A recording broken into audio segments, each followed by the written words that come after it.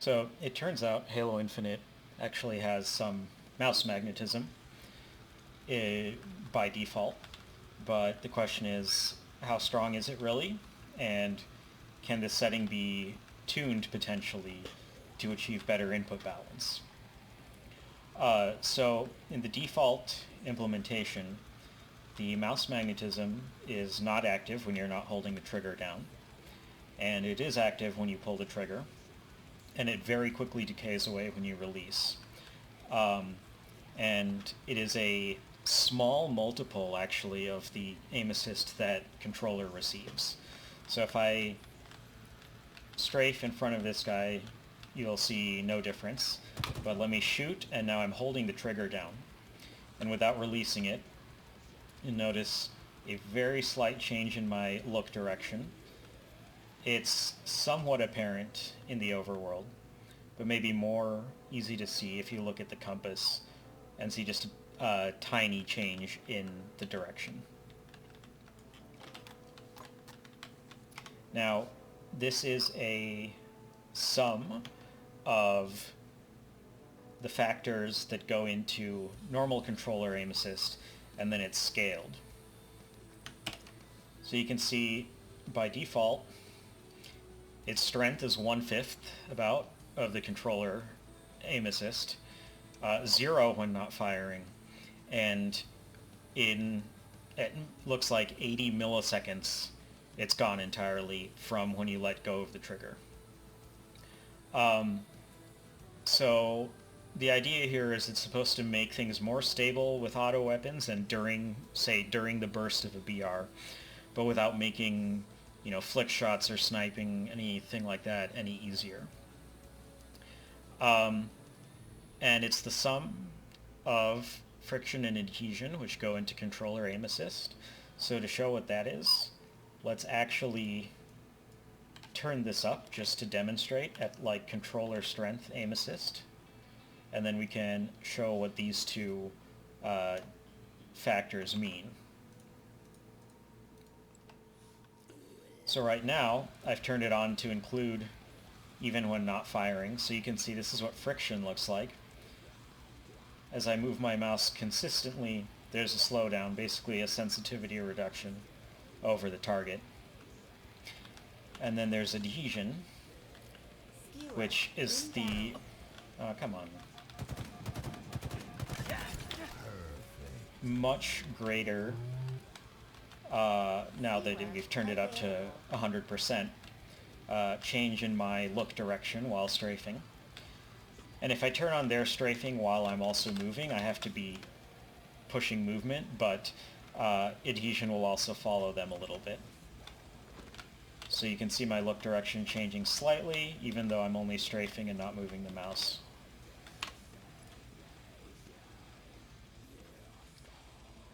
Now we'll turn this off again.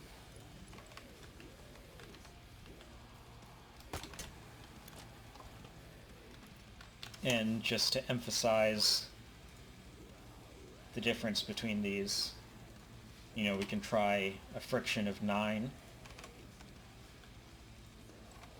and see that it's extremely slow because it's technically 0.1 left of movement versus 0.4 left when the default setting was at 0.6.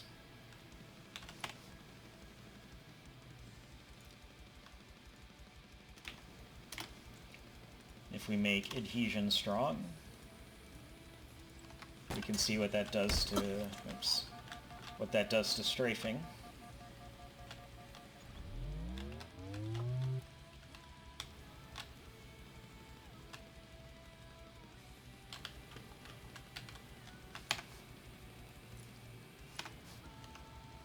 So let's put these back at controller values and then talk about what this means for balance. So actually, let's go back to normal mouse values and emphasize that, it's hard to see anything going on, even when you shoot. If you don't, have good tracking, it doesn't matter that this setting's there.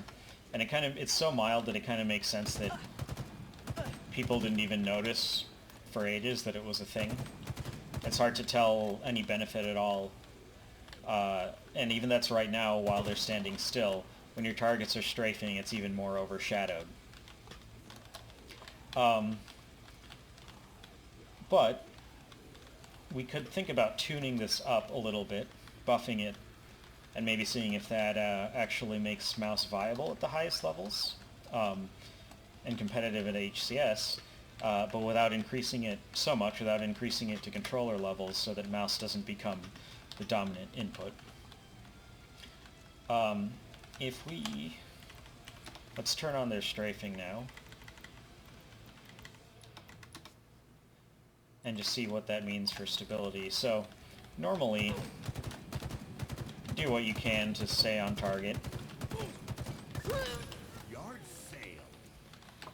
But if you're not really concentrating, you'll see like that last kill took quite a few shots. It's pretty punishing to not have perfect tracking and get off the mark at all.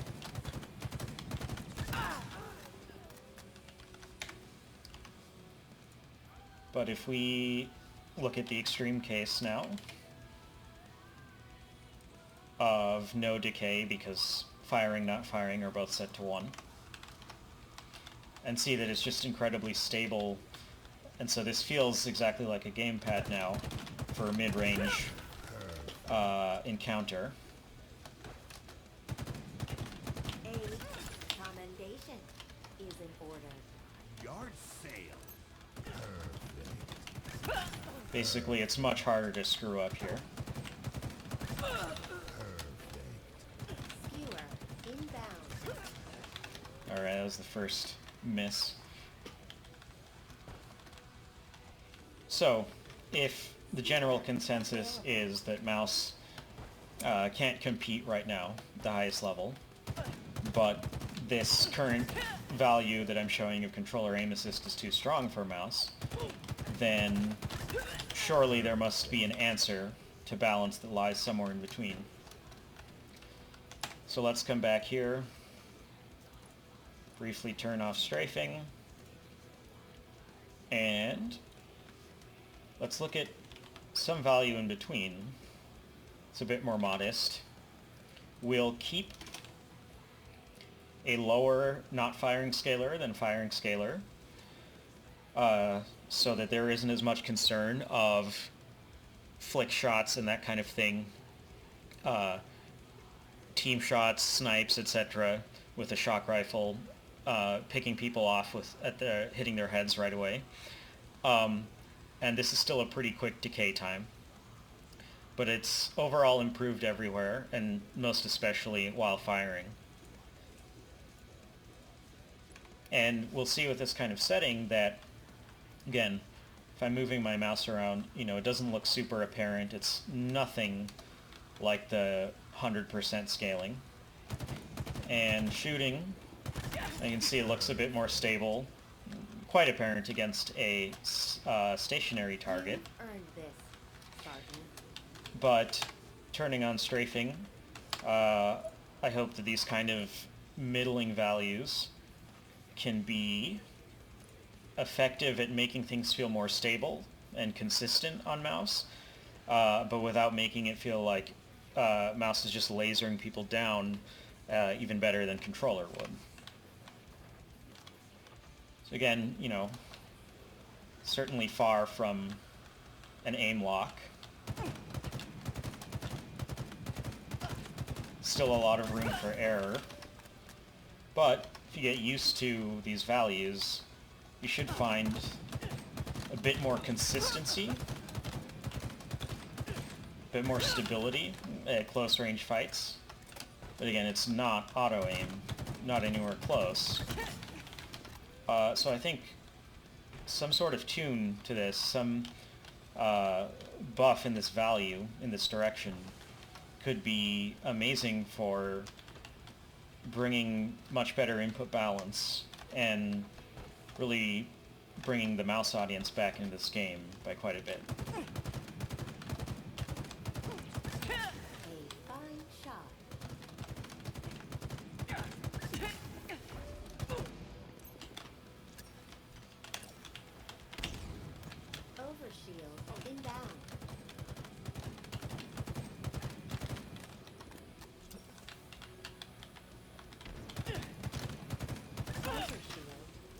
stop moving.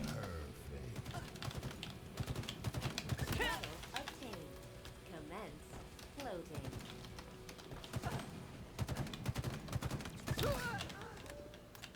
And for anyone concerned about the strength of this, you know, comparing to how it looks to controller aim assist, just to see the contrast again.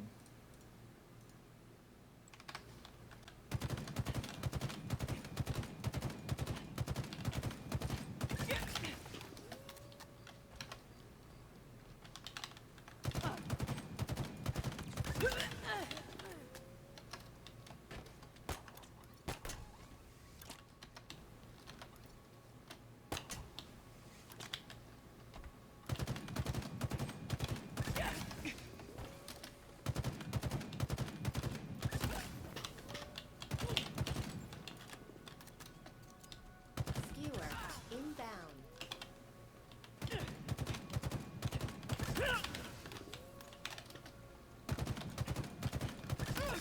Skewer available. Perfect.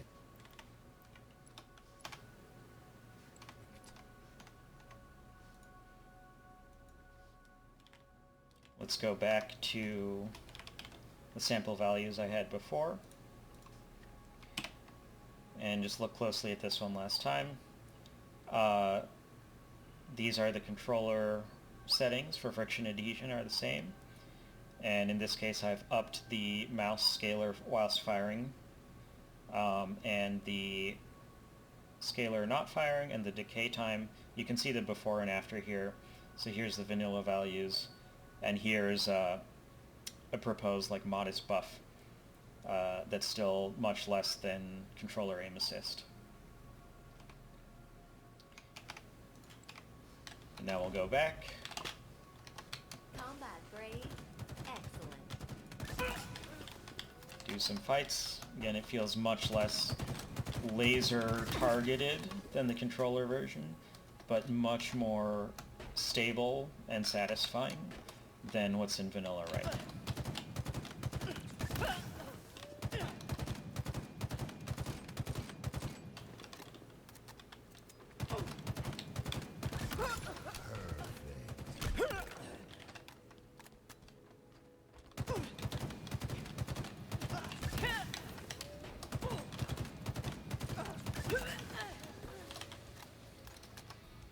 Overshield inbound. We can also toy around with some other weapons and just see how they feel a little bit better as well. And far from playing the game for me, but Deadly precision. more rewarding for if you're focusing in closely and trying to track well with the mouse.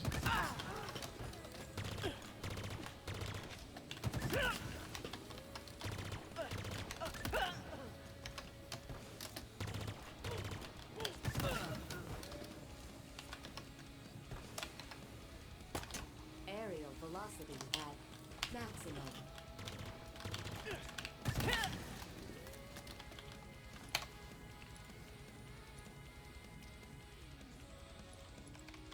Let's take a look at the shock rifle.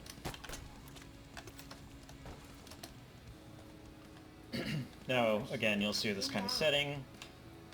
There's no concern about mouse all of a sudden being really good at snapping to people. You can really barely tell the difference between this and vanilla.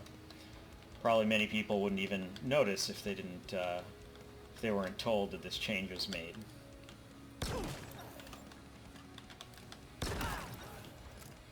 But might be just slightly easier to reliably finish people off when you actually do hit them, and not worry as much about losing your 3-shot burst perfectly because they're moving.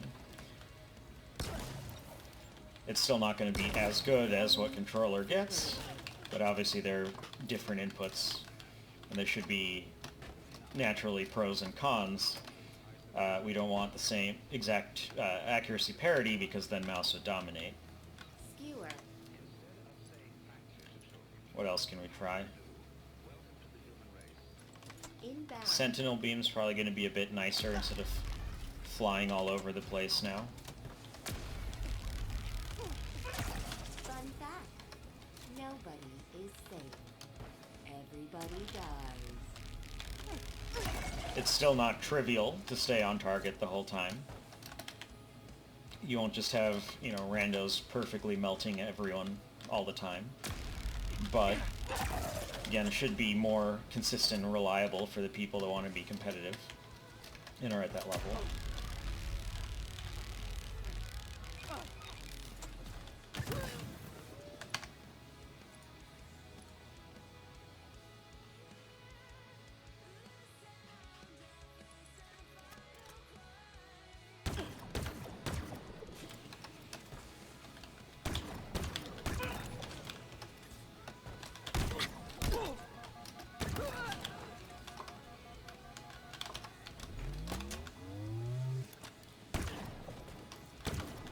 Overshield. Inbound.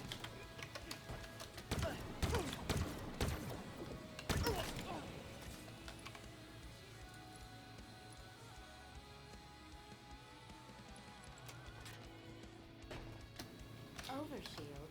Available. Needler is one that's definitely annoying because if you don't react quickly enough to your opponent's strafe and you go off of them even slightly, then all those needles you're sending out just won't track, and so it'll delay your super combine.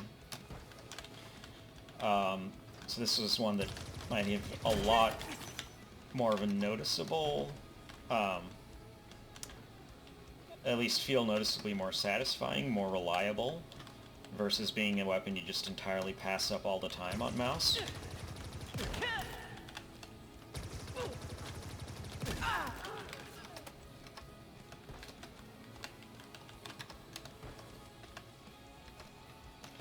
Let's just do a bit more BR at the end here.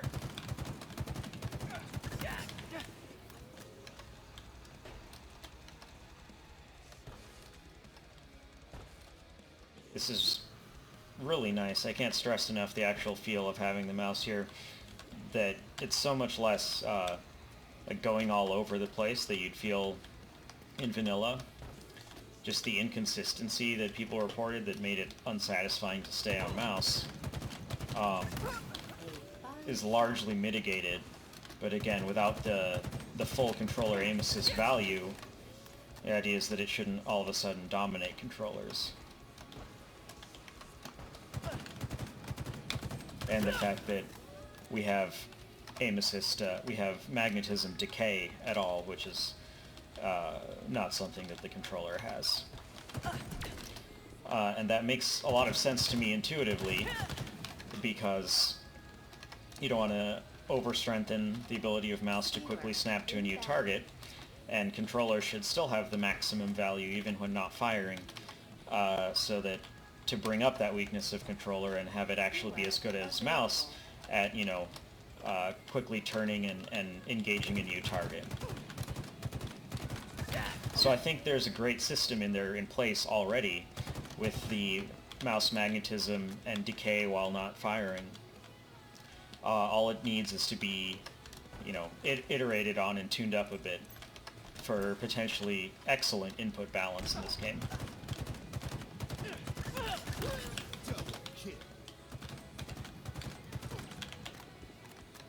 Deploying praise.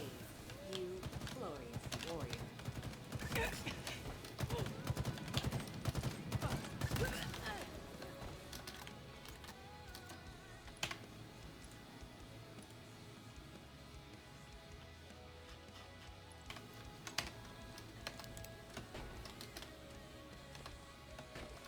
Like the BR, the Commando will be a bit better, but still a high skill weapon to use, especially because you still have that bloom there if you stay holding the trigger down. Hostile. You gotta feather the trigger, but again, it's just a little bit more consistent and reliable.